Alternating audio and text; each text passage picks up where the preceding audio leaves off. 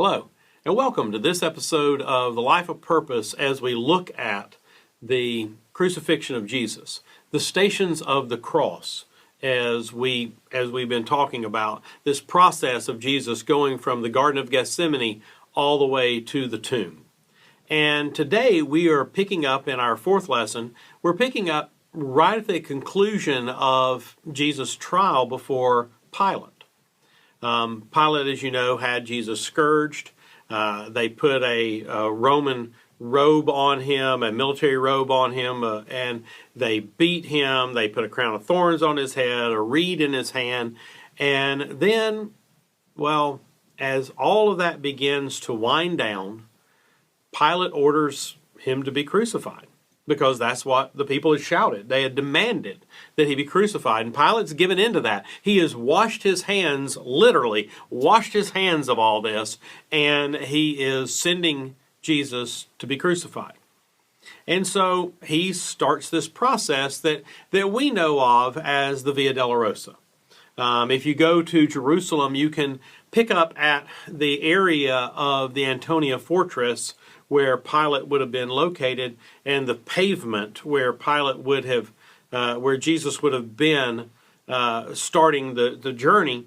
You can walk the Via Dolorosa. You can walk your way through the way of suffering as Jesus moves his way through Jerusalem and then out the city gates, going to Golgotha where he'll be crucified. And so we'll be picking up with this understanding that Jesus is moving his way through, and he is encountering quite a number of people along the way just to get to the place where he will die.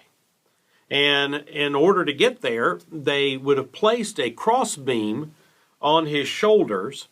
Typically, I know the artwork shows Jesus carrying the entire cross, the big cross on his shoulder and all. But if you look at that, the cross, if you held it up next to Jesus in most of those artist renderings, the cross would have been barely taller than Jesus, the ones in the artwork.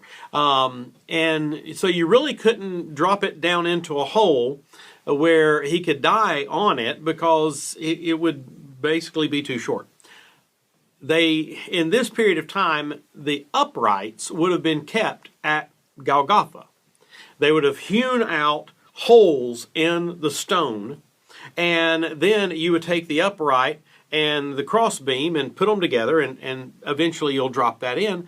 But the way you would get the crossbeam there as punishment, and also to prevent the person from running off, I guess, if you're going to make it's hard to run with a crossbeam. It is, but if you're going to the cross and you know that's coming, you're probably thinking about escaping. Yeah. And so, if they put a crossbeam on you and attach it to you, more than likely tying your hands to it with a rope, but put the crossbeam on you, you are carrying that heavy beam of wood on your shoulders, on your back, or you're dragging it or something. It's somehow or another attached to you. You can't escape. And so they would have taken this robe off Jesus' back. He's been beaten with a cat of nine tails. He's been slapped. He has been smacked with the reed. He has a crown of thorns on his head. And they put this beam on his shoulders, and they start him down this walk that would take him all the way to Golgotha as he struggles under the weight of this crossbeam.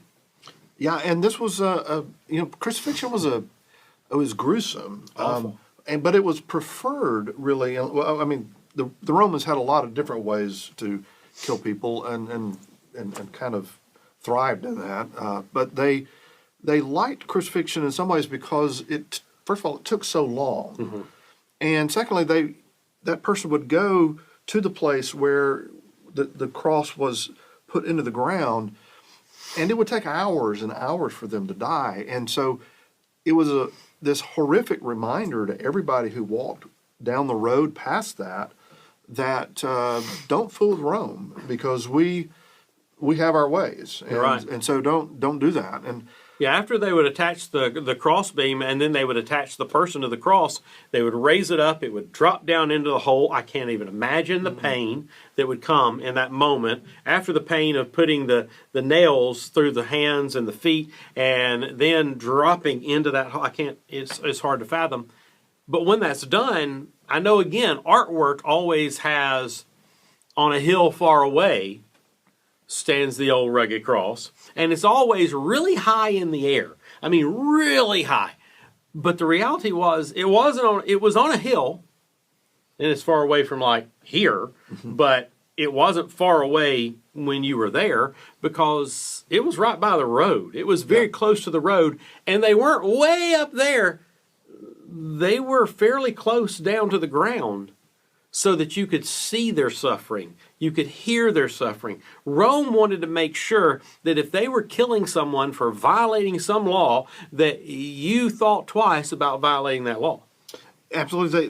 They wanted people to experience that agony with other people. Now, from a Jewish perspective, and probably Roman too, but particularly for a Jewish perspective, the crucifixion needed to happen outside of the city. First of all, Jerusalem was a holy city, and so killing someone there was not desirable. And you go back into the Old Testament, and you see in Numbers where people who are put to death, even under Jewish law, it happens outside the city gates, outside of the camp, as Numbers said. So yeah, that's why in Nazareth, when Jesus made them so mad when he preached his first sermon, and it says they took him out of the city up to the precipice, and there they were going to throw him off and then stone him. Of course, he escapes that, but they take him out of the camp. They take him out of the city so that he's not. They're observing and obeying the law.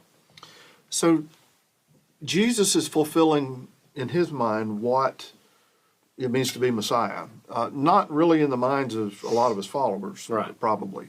But the suffering servant idea that comes out of Isaiah 53 and Psalm 22 of this person who, for whatever reason, is despised and rejected, that's pulled into the New Testament quite a bit. And so Jesus, understood, I'm doing what I'm supposed to do.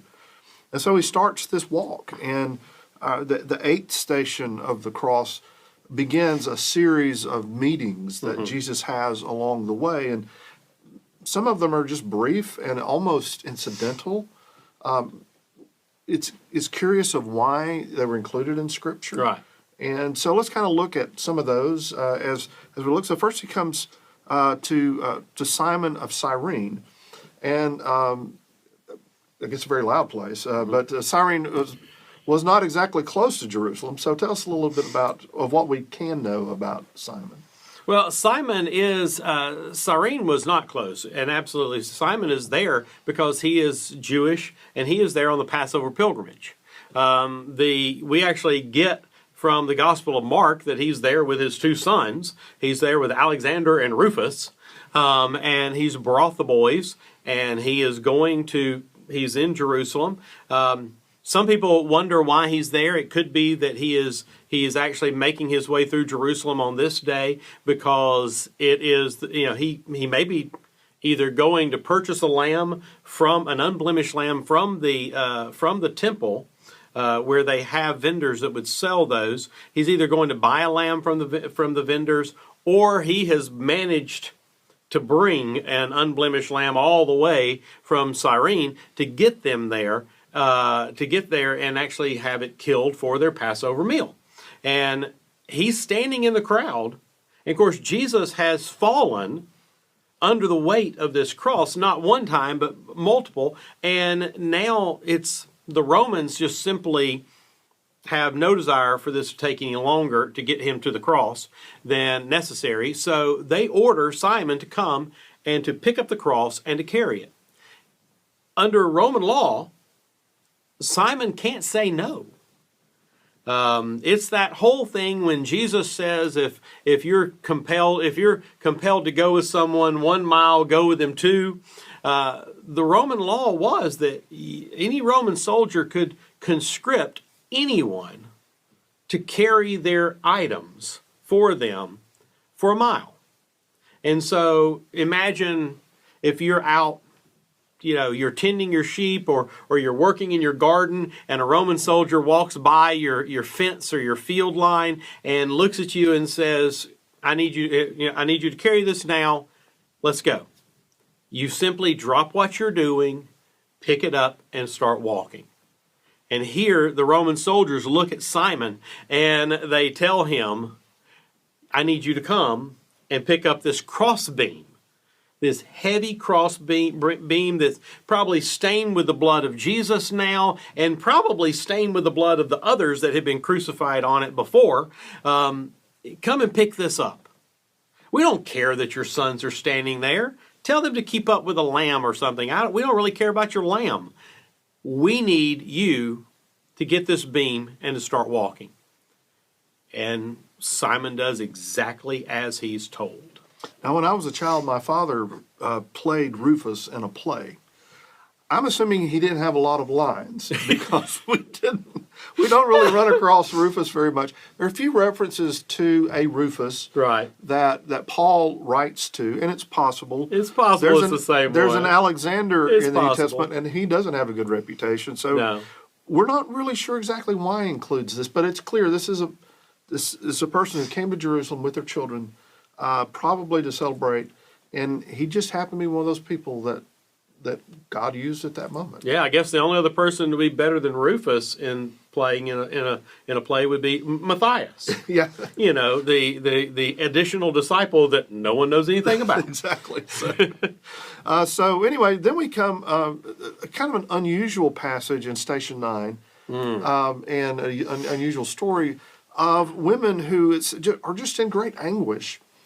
And as we have been preparing for this, I guess I never really noticed this before, that I've always kind of assumed that everybody turned against Jesus and is shouting, crucify him and crucify him.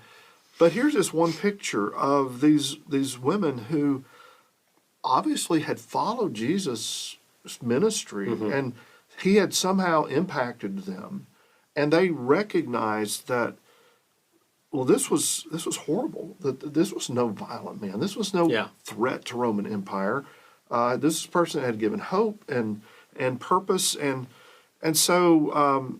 It says that they're wailing. Yeah, They are wailing for him as he passes by. Yeah, I mean, and he stops and speaks to them for a moment, but because they are so emotional over the fact that he's being killed. So, and he tells them, it kind of gives a prediction of what would happen in the future with Jerusalem, because it does. And because they're rejecting the true Messiah, wanting something more, wanting to get into it with Rome rather than doing, what God's way, which was to become a spiritual Messiah and to, once again, become a spiritual nation, more so than a political. So then we get to the 9th station, and the 10th station, and this is where, we get to Golgotha, the place of the skull. So tell us a little bit about that. Well, if you were walking the Via Dolorosa in Jerusalem, then you get to the point of Golgotha and you enter the Church of the Holy Sepulchre.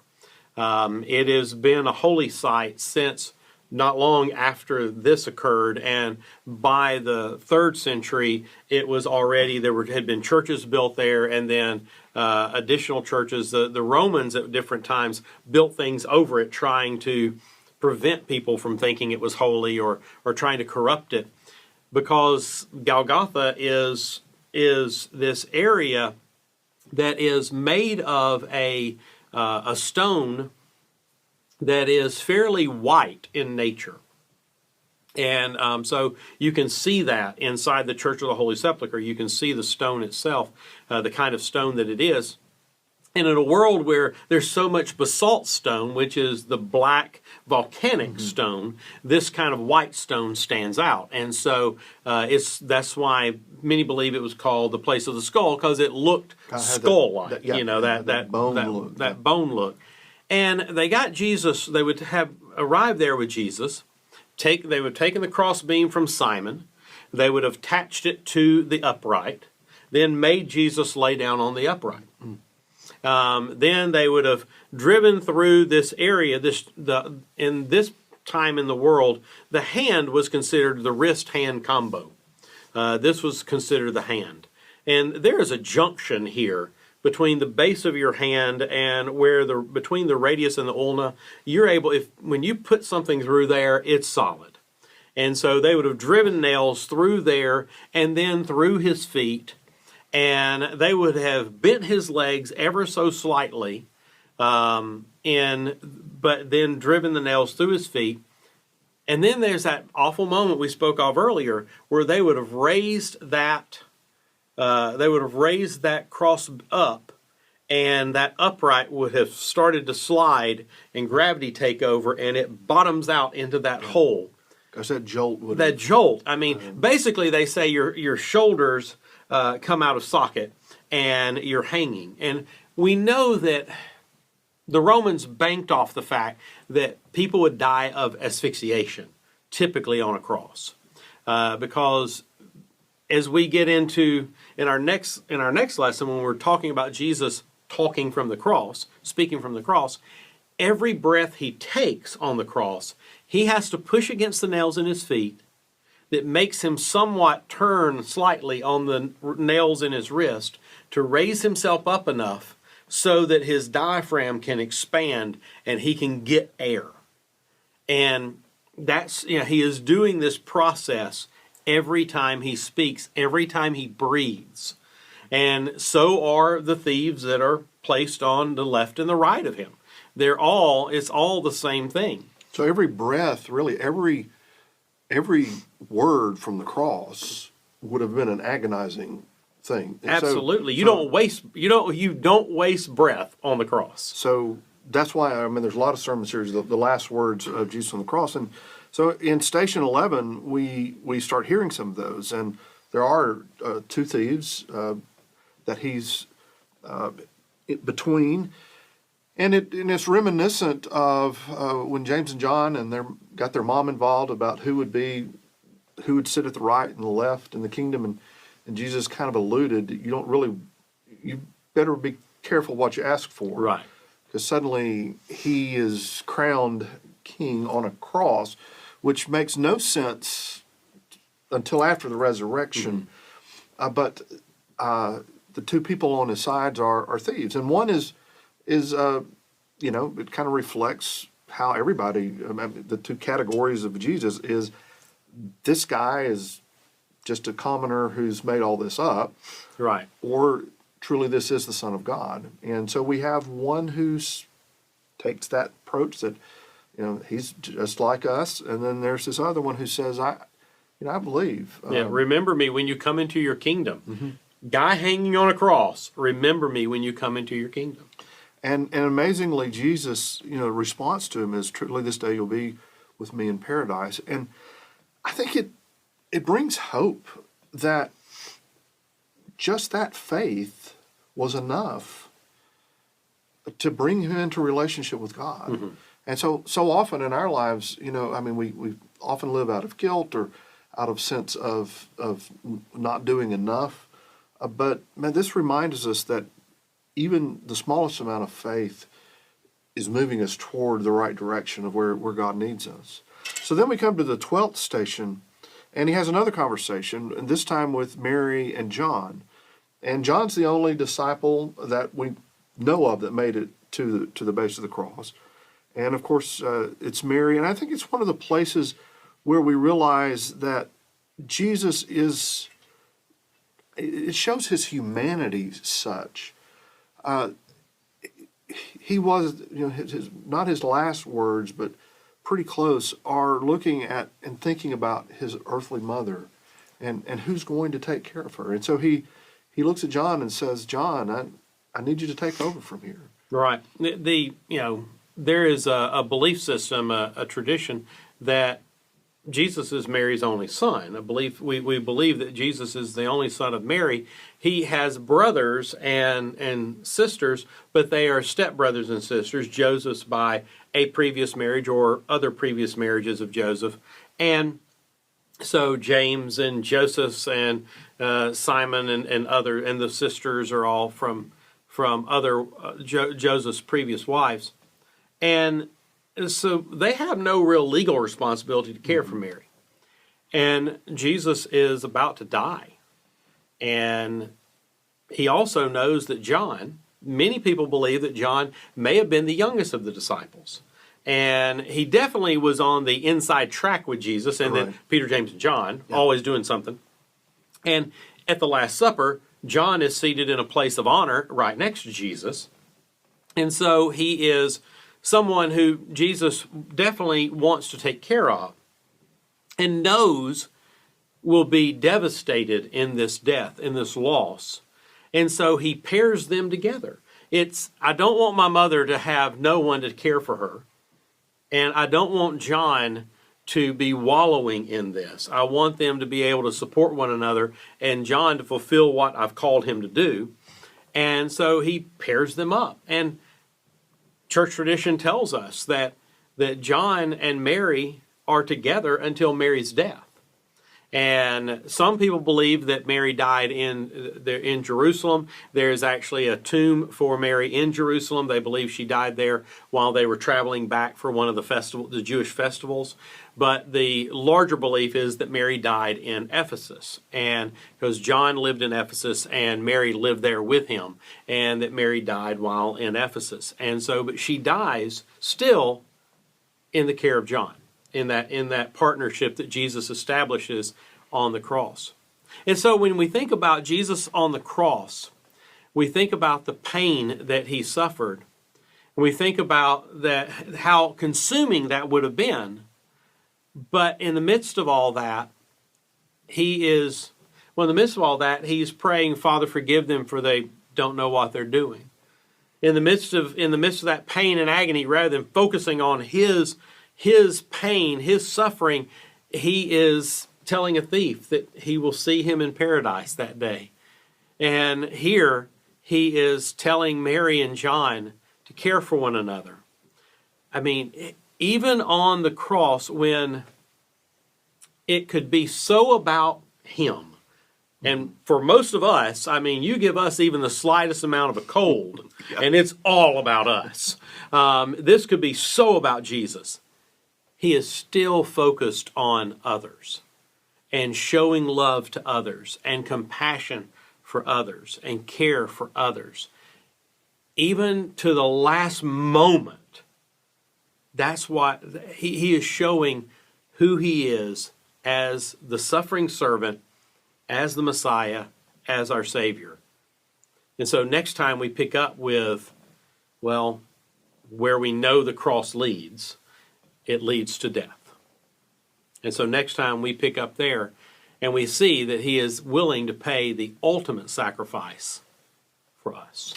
It's amazing that in his last words, his last expressions, they live out this suffering with a love and a kindness to others. And it really, I guess, for us is a model of how we should live as well.